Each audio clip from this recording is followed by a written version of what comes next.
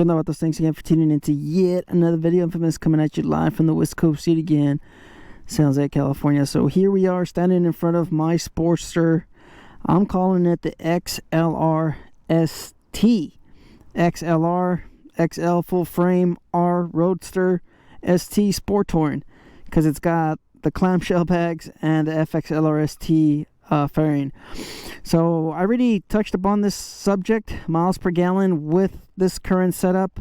If you guys have been watching the channel, I have tried multiple different saddlebags, and maybe you guys are wondering how many miles do I get per gallon, which is something pretty important here in California, considering because gas is so expensive.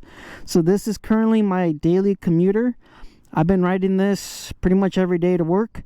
So I've had multiple fill-ups, and I have come to basically the same numbers. If you saw my 4.5 gallon tank upgrade video, then you guys are going to know if you saw the full video, then you guys will know my miles per gallon, and they're pretty much still the same. All right, multiple calculations, heavy on the throttle as well. I am pretty aggressive on the bike. And city riding, which is something that I think it's a little bit more accurate than highway riding, because when people do highway, it's a little bit of both city and highway. These are just city miles. I already have my highway miles already pretty much calculated. So basically you're looking at 35 miles per gallon if on a good day, maybe, because it's a lot of stop and go traffic. Typically you are spending more fuel because it's stop and go. You got to get the bike up to speed. It takes a little bit of time. The powertrain has to, of course, do a little bit more work because of all the shifting of the gears. You have to bring it up to 4,000 RPM, 3,000 RPM, shift it, and then you have to build up that momentum again. Opposed to highway riding, which is pretty much you're cruising at 2,000, 3,000 RPM over a long period of time. So the miles per gallon, it stacks up quite a bit. So as far as highway, I'm getting about 45 miles per gallon, which is pretty good. It's pretty good. It's a lot better than my Lowrider S, that's for sure. Currently, right now, with the current tune that I have on my Lowrider S, the 114 Stage 2, it's considerately, how do you say that word? Am I saying it right? It is substantially better than my Lowrider S. Currently, with my tune from my local tuner, I'm getting about 25 miles per gallon city. Highway, I get about 33 on the Lowrider S Stage 2. So it is pretty good. I thought I was going to take a bigger hit on the miles per gallon because I added about 60 pounds onto the bike. So we have 20 pounds on the saddlebags. We have 12 pounds on the Plex audio. We have 5 pounds on the LP6, which is it's a heavy light. We have 17 pounds on the fairing, on the inner fairing, because this is a two-piece fairing from TCMT. You guys get the inner fairing, the outer fairing, and then the bracket itself, I did chop it up, welded it. I did fabricate the bracket to fit my Sportster, and that weighs in at 7 pounds. So total weight onto the bike, we added an extra 61 pounds worth of accessories. So you guys can decide, is that worth the trade-off? Now, I didn't calculate my miles per gallon before adding all of this stuff, so I really don't know. I apologize. I wasn't able to get those numbers. But based off of the internet, from what I've been searching, city-wise, people have been claiming to get about 35 to 40 miles per gallon. So that is very, very good. That is pretty good compared to, those numbers. If those, like I said, I wasn't able to get the numbers from myself. I'm guessing those numbers are pretty accurate because that's what I'm getting currently. I'm getting about 34 to 35 miles per gallon after multiple fuel stops. And, if that's the case, I think it's honestly worth losing about somewhere between 1 to 5 miles per gallon. That's what I'm, you know, losing out on with those 61 extra pounds. 61 pounds. So I think it's pretty good. You know, I'd probably say it's somewhere like 3 miles per gallon, maybe. You know, there's ways to cut weight. Of course, you guys saw I already removed the stock exhaust.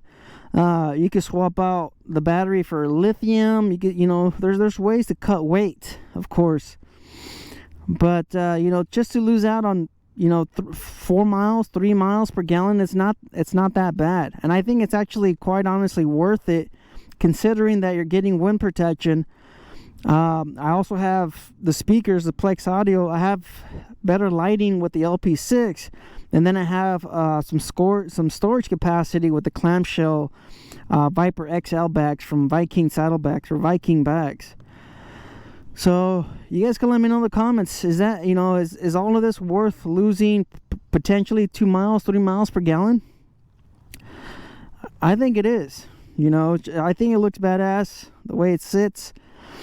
I think it's worth, you know, those few miles. And, you know, long range, once you calculate the 4.5 gallon tank, if I'm losing about 3 to 5 miles per gallon, you multiply that by 4, so I'm losing about 20 miles of range potentially at the highest point. Like I said, I didn't calculate my MPGs when I got the bike bone stock. I wish I had, you know, calculated those numbers before, but you know, I just wasn't thinking about it, because it's just one of those things. You know, you kind of wonder, wait, what's my miles per gallon now? Kind of like what I'm doing with my Lowrider S.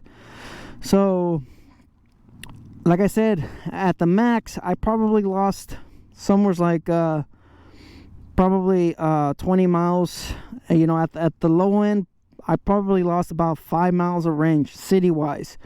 So like I said, highway, I think it's still a great, it's still great fuel range highway-wise, because like I said, I'm getting about 43 to 44 miles per gallon, which is pretty good. You calculate 4 gallons, you multiply 40 by 4 gallons, what is that, 160, right? 160 miles per gallon. There's a guy with a motorcycle somewhere over there. There he is, right there. He's just riding around. He might be practicing. So it's 100 you know, from full to empty, potentially 160. With this fuel tank and the pump, if you guys saw my video on the 4.5 gallon tank, there seems to be a little bit of a hiccup. So realistically, I could be getting about 120 miles per fill up on highway, which is still pretty good. You know, it's enough to kind of keep up with the baggers and the big twin Softails or the Dynas, you know, in case you were just wondering. And of course, you also have that wind protection. You're not going to be dying at every fuel stop needing to take a rest. That's another huge one. The wind protection from the FXLRST fairing is phenomenal. I mean, it's the difference between getting to your fuel stop, filling up, and then, you know, getting back on the road, and, you know, not having the wind protection, getting to your fuel stop, and probably taking like a 20-minute break from riding every 80 to 90 miles. Let me tell you guys, it's a huge difference. I've done it before without wind protection, and it does suck. I'm getting close to 40, and you start noticing the wear and tear from, you know, riding long range without wind protection. There's my miles per gallon, in case you guys were wondering. I think it's a good trade-off. You guys can let me know in the comments. You guys think it's worth it to add all of this weight onto your bike? It's just one of those things where, you know, a lot of people say stuff like, you know, it's called wind therapy, not sofa therapy, because of course the baggers and the big full frames. Well, I think mainly the baggers. The baggers weigh in at what, 880 pounds, roughly 800, 900 pounds, depending on which one you're looking at. People, you know, it's what a few folks absolutely hate the whole saddlebags and the fairing and, you know, all of this other stuff. Some people are just not into it. They want wind therapy, and there's no wind therapy when you have this gigantic fairing. I mean, it's not huge, quite honestly, not as huge as a few other ones. I think it's a perfect size. A lot of people have mentioned that this fairing is too small, but for my size, it's absolutely perfect. And I think for this Sportster with the 4.5 gallon tank, it's a perfect fit. So you guys can let me know in the comments. Saddlebags on a bike, people, you know, like I said, people have said absolutely not. I want a motorcycle, not a caravan, or not a van, or whatever you want to call them. I understand, but as you get older and riding to work, needing the cargo space so I could carry my lunch, my drinks, my Yeti, my extra layers of sweaters and stuff like that, my extra layers that I need, because it is a little chilly in the mornings when I go to work, the bags come in clutch. I started using bags, like I said before, I started using them like 7 years back. I was one of those guys that absolutely did not want saddlebags on my motorcycle. I would wear a backpack. I thought bags were hideous until I started riding with them, and I was just kind of like, man, I've been missing out on this whole time, having the saddlebags, not having to wear anything on my body, being able to enjoy the ride and not have that weight of my lunch, my bags, and my camera equipment as well. I just get to enjoy the bike a little bit more. So enough rambling. Thanks for watching. Thanks for tuning in. Life's Risk. Get out there and ride. Later.